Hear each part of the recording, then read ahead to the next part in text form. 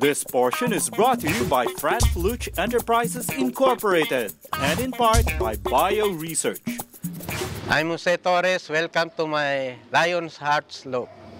Batikan na sa mga panalo pagdating sa karerang pangkalapati. Ngayong umaga mga kalapatids, ating mga kasama, champion ng 2016 South Young Bird Race ng 5th PHA MacArthur National Race. Ang sinali kong ibon ay 12. Ang napauwi ko na pumasok sa oras ay 2.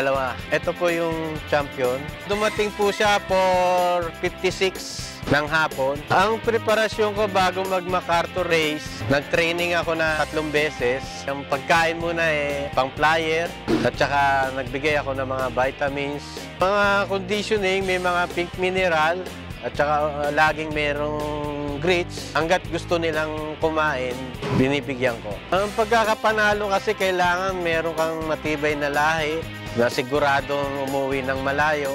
Hindi pwedeng basta-basta ang ibon lang ang aalagaan. Kasi maski magaling ka magkondisyon, ang ilalaban mong ibon ay hindi naman matibay, walang mangyayari. Kailangan may motivation, ang ina-apply ko lang konting widowhood, mayroong silang kapares para may inspirasyon na umuwi ng maaga. Kailangan hindi lang physically prepare sila kasi kailangan pati ang isip nila nakakondisyon.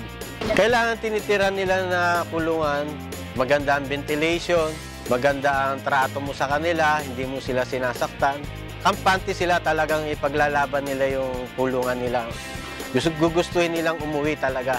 Yung pagka-prepare ako sa kanila, pare-parehas lang. Advantage ko lang sa iba na lapati, meron akong bloodline na matibay, na subok na. Yun ang inaasahan ko sa kanila na kaya ako every year nananalo.